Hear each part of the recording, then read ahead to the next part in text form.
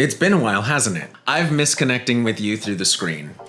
To ease back into things, I went somewhere magical this weekend. The Castro Street Fair. Before we dive in, let me try something with you. Picture a color that makes you feel happy. Hold it there. And if you just thought of a color in the rainbow, then we're already on the same wavelength. Every first Sunday of October, San Francisco's Castro and Market intersections transform into a celebration of radical happiness. This year's 51st Fair took place on Sunday, 5th October 2025, from 11 a.m. to 6 p.m. It's not just a street party, it's a declaration of resilience, solidarity, and love. The fair closes several blocks around Market Street, Castro, 17th and 18th Street, creating a pedestrian paradise where friends reconnect and new friends are made. Here's where it gets really interesting.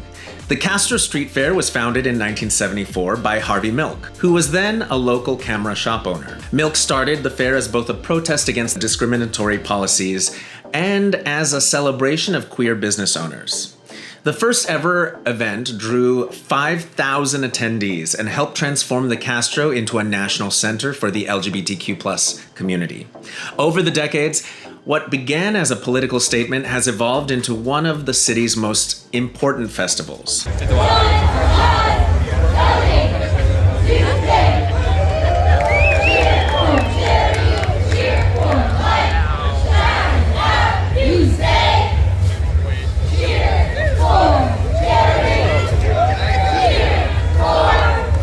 It's easy to get lost in all the dancing and artisan stalls, but there's a deeper purpose. Since 1998, the fair has distributed over $1.6 million to local nonprofits.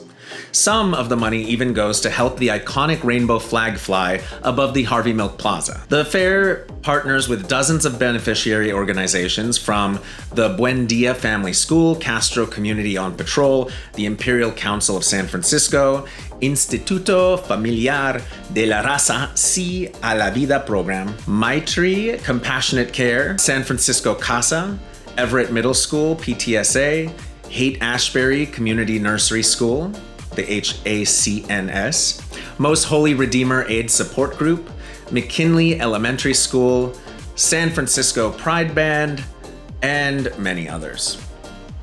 So why does it matter? In a world where LGBTQ+ communities are still under attack, joy becomes a radical act. The fair invites everyone to show up authentically and celebrate freely.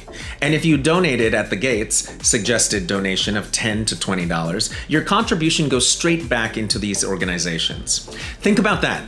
Your afternoon of fun directly supports local schools, safety patrols, AIDS supports groups, and so much more. Now, let's return to that color you thought of in the beginning. Chances are it was something bright. Perhaps one of the same hues you saw on the rainbow flag flapping above Harvey Milk Plaza. That connection wasn't just a trick. It's a reminder that we are all part of this colorful community. One thing I absolutely love is that this year the fair footprint grew by a whole 2 blocks, and it is bringing us back to pre-COVID levels of community fun. The full streets were a welcome sign of the revitalization occurring, and that really brightens my day. If you couldn't make it this year, don't worry. The fair happens every first Sunday of October. So mark your calendars now for the next year's celebration, and if you did attend, share your favorite moments in the comments. I'd love to hear your stories. If this return to the channel resonated with you, hit that like and subscribe button, and don't miss out on the next adventures. Until then, remember, happiness can be radical, and sometimes the most powerful magic is showing up for one another. Thanks, and bye.